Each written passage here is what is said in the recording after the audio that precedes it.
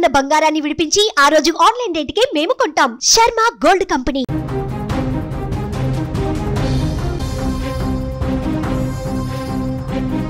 తెలుగు రాష్ట్రాలలో వరుస రోడ్డు ప్రమాదాలు తీవ్ర కలవరపెడుతున్నాయి. కర్నూలులో బస్సు ప్రమాదంలో ప్రయాణికులు సజీవ దహనమైనటువంటి ఘటన ఇంకా అందరి కళ్ళ ముందే కనపడుతుంది. ఇప్పుడు అది మరవక ముందే మరొక రోడ్డు ప్రమాదం తీవ్ర కలవరపెడుతుంది. తాజాగా అల్లూరి సీతారామరాజు జిల్లాలో జరిగినటువంటి ఈ భయంకరమైనటువంటి రోడ్డు ప్రమాదంలో 9 మంది మృత్యువాత పడ్డారు. యాత్రికులతో వెళుతున్నటువంటి ఓ ప్రైవేటు బస్సు అదుపు తప్పి లోయలో పడిపోయింది. ఈ దుర్ఘటనలో 9 మంది అక్కడికక్కడే మృతి చెందారు. చిత్తూరు జిల్లాకు చెందిన 35 మంది యాత్రికులు 2 డ్రైవర్లతో ఓ ప్రైవేటు బస్సు భద్రాచలంలో దర్శనం ముగించుకొని అక్కడున్నటువంటి భక్తులందరూ కూడా అదే బస్సులో అన్నవరం బయలుదేరారు. చింతూరు మారేడుమిల్లి ఘాట్ రోడ్లోకి రాజుగారి మెట్ట వద్దకు రాగానే ఆ బస్సు అదుపు తప్పి లోయలోకి దూసుకుపోయింది. ప్రమాదం జరిగినటువంటి సమయంలో ఆ బస్సులో డ్రైవర్లతో కలిపి 37 మంది ఉన్నారు. ఇక ప్రమాదానికి దట్టమైనటువంటి పొగమంచే కారణంగా తెలుస్తుంది. దారి కనిపించకపోవడంతో మలుపు దగ్గర డ్రైవర్ బస్సును కంట్రోల్ చేయలేకపోయారని, ఘాట్ రోడ్లో జర్నీ డ్రైవర్కు కొత్త కావడం వల్లే బోల్తా కొట్టిందా అని కూడా అనుమానాలు ఇప్పుడు వ్యక్తమవుతున్నాయి. ఇక ప్రమాదానికి కారణాలపైన ఘాట్ రోడ్డు ప్రమాదంలో మృతులంతా కూడా క్లారిటీ రావాల్సి ఉంది ఈ ప్రమాదానికి సంబంధించి. బట్ ఘాట్ రోడ్డు ప్రమాదంలో మృతులంతా కూడా చిత్తూరు, బెంగళూరు వాళ్ళేనని కూడా తెలుస్తోంది. శ్రీకూర్మం నుంచి భద్రాచలం వరకు పుణ్యక్షేత్రాలు కవర్ చేసేలా ప్రైవేట్ ట్రావెల్స్లో టూర్కి 36 మంది బయలుదేరినట్టుగా తెలుస్తుంది. ఇందులో భాగంగానే తమ యాత్రను మొదలుపెట్టారు.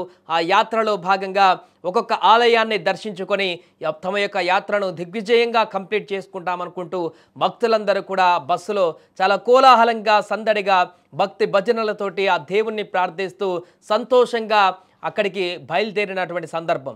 భద్రాచల రామయ్యని అక్కడ వారు వెళ్ళి అక్కడికి దర్శించుకొని రామయ్యను అక్కడ పూజలు చేసినటువంటి తర్వాత అన్నవరంకి వెళ్దాం అనుకున్నారు.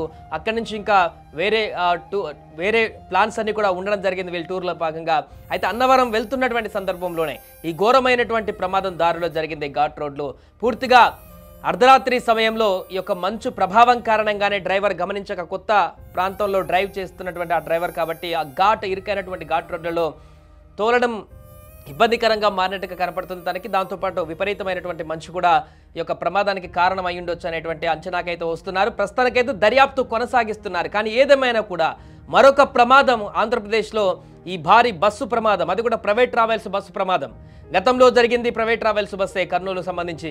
ఇప్పుడు కూడా మరలా ప్రైవేట్ ట్రావెల్స్ బస్సుకి ఇలాంటి ఘోరమైనటువంటి ప్రమాదం చోటు చేసుకుంది. దీంట్లో కూడా 9 మంది మృత్యువాత పడ్డారు. అందులో ఉన్నటువంటి అమాయకులకు తెలియదు ఇలాంటి ప్రమాదంలో మా ప్రాణాలు పోతాయంటూ, ఆ కుటుంబ సభ్యులకు తెలియదు, వారి కుటుంబ సభ్యులకు వీరు టూర్కు వెళ్ళి హ్యాపీగా దైవ దర్శనానికి వెళ్ళి అన్ని దేవాలయాలలో మానసిక సంతృప్తి పొంది దేవుళ్ళని దర్శించుకొని అక్కడి నుంచి ఒక పాజిటివ్ వైబ్రేషన్తో ఇంటికి వస్తారనుకున్నారు. కానీ వారు తిరిగి రాని లోకాలకు వెళ్ళిపోయారు. ఈ దుర్ఘటన ఇప్పుడు రాష్ట్ర వ్యాప్తంగా కూడా అందరినీ కలవరపెడుతుంది. మరొక బస్సు ప్రమాదం చోటు చేసుకోవడం అనేది యావత్ 2 తెలుగు రాష్ట్రాలలో కూడా కొంత భయాందోళన కలిగించేటువంటి విషయంగా మారింది. ఏదేమైనా కూడా ఈ ప్రమాదంలో మిగతా వారు గాయపడ్డటువంటి వారు కొంతమంది సీరియస్గా కూడా ఉన్నారట. వారందరూ కూడా సేఫ్గా ప్రాణాలతో బయటపడాలని కూడా మనం కోరుకుందాం. 5:20 సమయంలో మాకు చింతూరు సర్కిల్లో మోతుగూడెం పిఎస్ సమస్య గల ఈ మారేడుమిల్లి చింతూరు ఘాటిలో ఒక బస్సు పడిపోయింది. అందులో కొంతమంది చనిపోయారని చెప్పేసి ఇన్ఫర్మేషన్ వచ్చిందండి. ఇన్ఫర్మేషన్ వచ్చిన వెంటనే మేము ఏఎన్ఎస్ పార్టీ మా ఆఫీసర్లకు అందరికీ తెలియజేసి ఇక్కడికి వచ్చి ఇక్కడ ఉన్న వాళ్ళందరినీ రెస్క్యూ చేసాం సార్. ఈ యాక్సిడెంట్లో ఒక 9 మెంబర్స్ చనిపోయారు సార్. ఒక 23 మెంబర్స్ వరకు ఇంజ్యూర్డ్ అయ్యారు సార్. వీళ్ళందరినీ కూడా మన సిఎస్సి చింతూరుకి షిఫ్ట్ చేసాం సార్. ఈ యాక్సిడెంట్కి డ్రైవర్ నిర్లక్ష్యమే కారణం అని చెప్పేసి ప్రాథమికంగా మేము అనుకుంటున్నాం సార్.